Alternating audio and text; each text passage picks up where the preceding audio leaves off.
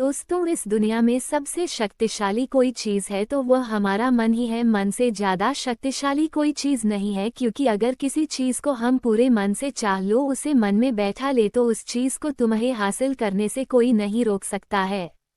दोस्तों, ये मैं नहीं कह रहा हूँ, बल्कि हमारा देश में जन्म लेने वाले महापुरुषों का जीवन बता रहा है, क्योंकि हमारे देश में ऐसे बहुत से लोगों ने जन्म लिया है जो हार कर भी कभी हार नहीं माने। उनमें से एक तो हमारे महाराणा प्रताप भी थे।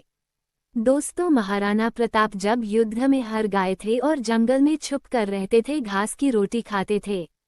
परंतु जब एक दिन वे गुफा में बैठे विश्राम कर रहे थे, तभी वहां एक मकड़ी दिखाई देती है जो बार बार अपने जाल तक पहुंचने का प्रयास करती है, लेकिन असफल हो जाती है। परंतु वह हार नहीं मानती है और लगभग 10 बार प्रयास करती है और अंत में वह सफल हो जाती है। वहीं से महाराणा प्रताप अपने मन में फिर से युद्ध लड़ने के लिए पूरी तरह से अपने राज्य को पाने का और जीतने का विचार मन में बैठा लेते हैं और दोबारा युद्ध लड़ते हैं और उनकी जीत हो जाती है।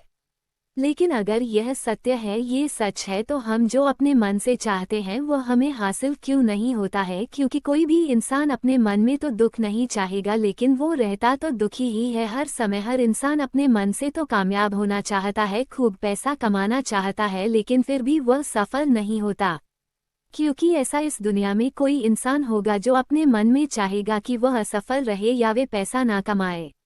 अगर आप सोचगे इस बात को, तो इसमें दो चीज़ निकलकर सामने आएगी है, या तो वो महापुरुष गलत थे जिन्होंने यह बात बोली कि मन से चाहे हुई चीज़ हासिल हो जाती है, या फिर हम गलत हैं। आज की इस वीडियो में मैं जो कहानी सुनाने वाला हूँ, जिसको समझने के बाद आपको एक ऐसा मंत्र का पता चलेगा जिससे आप ये समझ पाएंगे कि अपने मन से कोई भी चीज़ कैसे करवाई जाती है, मन में किसी भी बात को अंतर्मन तक कैसे पहुँचाया जाता है। यह इस कहानी से आपको अच्छी तरह से समझ में आ जाएगा और इससे आप ये भी समझ पाएंगे कि आकर्षण का नियम क्या होता है, मतलब लॉ ऑफ अट्रैक्शन कैसे काम करता है। कहानी छोटी सी है लेकिन बहुत ही गहरी है। इस कहानी को पूरा लास्ट तक जरूर सुनना, तो ही आप अच्छे से इस कहानी का पूरा लाभ ले पाएंगे। तो चलिए कहानी शुरू करते हैं और समझते हैं कि मन का मंत्र क्या होता है।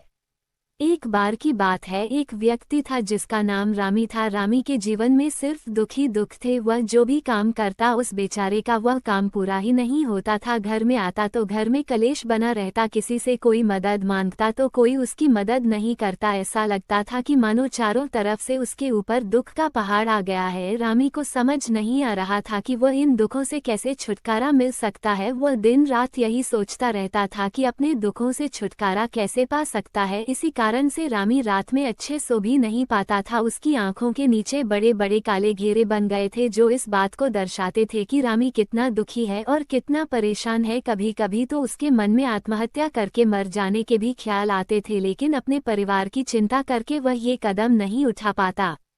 रामी इतना दुखी था, फिर भी उसने निर्णय किया कि वह इन दुखों से छुटकारा पाकर ही रहेगा। इसके लिए उसे चाहे कुछ भी करना पड़े, कितनी ही मेहनत करनी पड़े, चाहे अंगारों में जलना पड़े, लेकिन इन दुखों को अपने जीवन से खत्म करके ही रहेगा। फिर एक दिन रामी ने अपने मित्र से पूछा कि मैं अपने जीवन के सभी दुखों से कैसे छुटकारा पाऊं। रामी के मित्र ने उसे बताया कि तुम किसी बाबा के पास जाओ। बाबाओं के पास ऐसा मंत्र होता है जिससे सारे दुख मिट जाते हैं, जीवन में खुशियां आ जाती है और जीवन खुशियों से भर जाता है और धन की भी कमी दूर होती है। तुम किसी ऐसे बाबा को ढूंढ लो, बस तुम्हारा काम बन जाएगा। रामी के मन में यह बात पूरी तरह से पक्की बैठ गई कि कोई बाबा ही उसके दुखों को दूर कर सकता है। बाबा के बारे में मालूम चलता तो वह उस बाबा के पास पहुंच जाता, उस बाबा को अपनी समस्या बताता और उससे उसका समाधान पूछता और कहता कि बाबा, मैं कुछ भी करने के लिए तैयार हूँ, लेकिन मेरी इन समस्याओं से मुझे छुटकारा दिला दीजिए। आप जो कहेंगे मैं वो करूँगा, बस मेरे जीवन से दुख को मिटा दीजिए। बाबा उसे कुछ टोने टोटके बता देते करने के लिए और बदले में दान दक्षिणा ले लेते थे कि यह टोना टोटका करने के बाद तुम्हारे घर में सुख शांति बनी रहेगी, बस इस टोटके को पूरी विधि के साथ करना। रामी घर लौटकर पूरी विधि के साथ टोने टोटके करने लगा, लेकिन बहुत टोने टोटके करने के बाद भी उसके जीवन में कुछ बदलाव नहीं आया। इसके विपरीत उसका जीवन और ज्यादा दुखी हो गया। जो भी बाबा रामी को टोना टोटका करने को बताते थे, वह बदले में उससे दान दक्षिणा लेते थे। जिसके कारण रामी के पास से धन भी धीरे धीरे खत्म हो रहा था, जिससे उसके जीवन में दुख और ज्यादा बढ़ गया था। रामी सोचने लगा कि बाबाओं के पास जाने से तो मेरे जीवन में दुख कम होने की वजह बढ़ते ही जा रहे हैं, तो मुझे क्या करना चाहिए, बाबाओं के पास जाऊं या ना जाऊं। फिर एक दिन एक आदमी ने रामी को बताया कि तुम अपने घर में किसी पंडित को बुलाकर हवन करवा लो, हवन होगा घर शुद्ध हो जाएगा, कोई भी बुरी ऊर्जा या शक्ति होगी घर में तो वह घर से बाहर चली जाएगी। किसी पंडित को बुलाकर पूरे विधि विधान से उससे मंत्रों का उच्चारण कराओ और हवन कराओ, जिससे घर में सुख शांति आएगी। रामी के मन में यह बात बैठ गई और उसने एक पंडित को अपने घर पर बुलाकर हवन करवा दिया। हवन अच्छी तरह से संपन्न हुआ, बदले में पंडित ने भी अच्छी दान दक्षिणा ली और उसके बाद वह वहां से विदाई लेकर चला गया। लेकिन कुछ दिनों के बाद रामी को महसूस हुआ कि उसके जीवन में अभी भी कोई बदलाव नहीं आया है। अब रामी पूरी तरह से दुखी हो गया और ज्यादा परेशान हो गया। अब तो उसे लगने लगा था कि मेरे जीवन में से दुख कभी खत्म ही नहीं होंगे, और यही सोच सोचकर उसका बुरा हाल हो गया था। फिर एक दिन उसे उसके मित्र ने एक ऐसे बाबा के बारे में बताया जो समाधान बताने के लिए कोई दान दक्षिणा नहीं लेता था।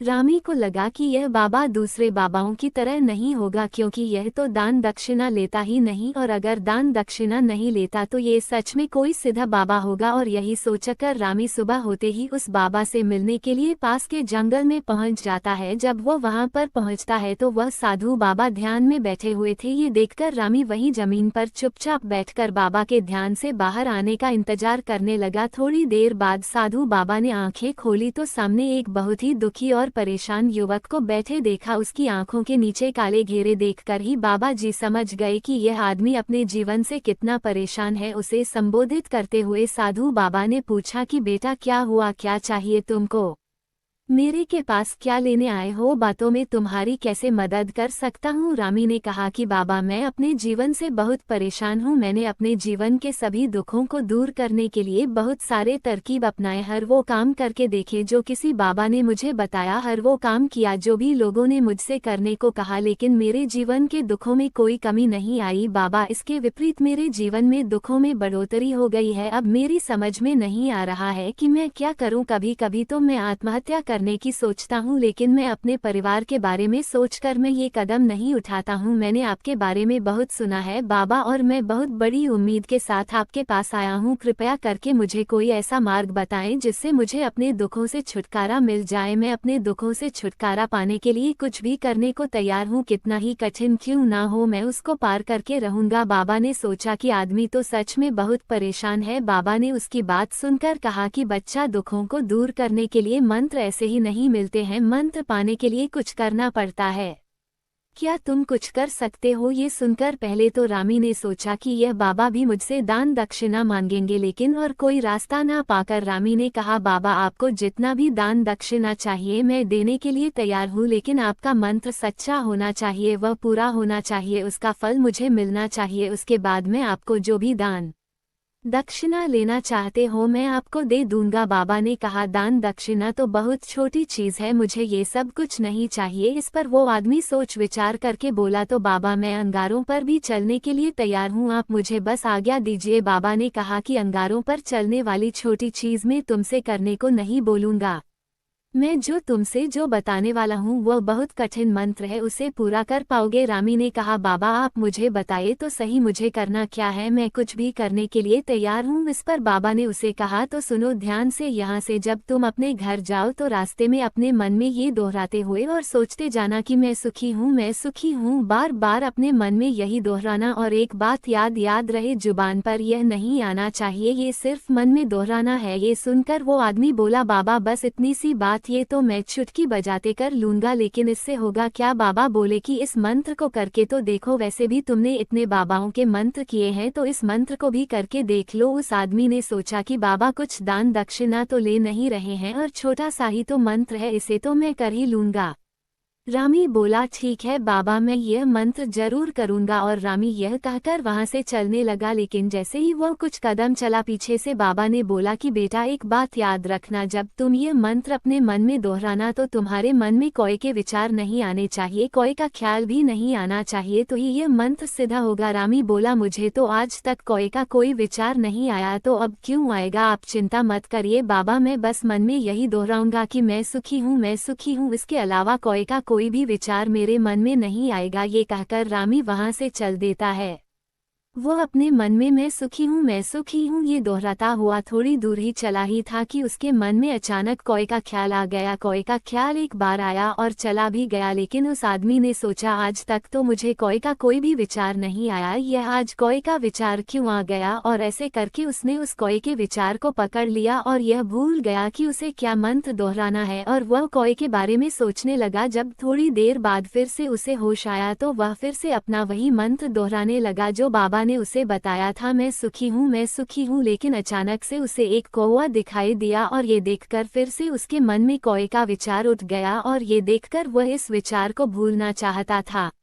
रामी चाहता था कि उसके मन में किसी तरह से कोई का विचार न आए, लेकिन उसे तो सामने कोई ही दिखाई दिया। ऐसे ही सोचते सोचते वह घर पर पहुंचा और घर पर पहुंचने के बाद अपनी पत्नी को कहा कि हे कोई, मुझे खाने में कौवा परोस दो। और जब उसे एहसास हुआ कि उसने क्या बोल दिया तो वह अपने बाल नोचने लगा और दीवारों में सर लड़ने लगा कि आज तक मुझे कोई का कोई भी विचार नहीं आया, और आज मुझे ये क्या हो गया है कि मुझे हर जगह कोई नजर आ रहे हैं, ये कैसी माया है? यही सोच सोच कर वह आदमी रात भर सो नहीं पाया, रात भर करवटें बदलते रहा और सुबह उठकर सीधे उसी बाबा के पास पहुंच गया और उसके चरणों में गिरकर कहा कि बाबा पता नहीं क्या चमत्कार हो रहा है।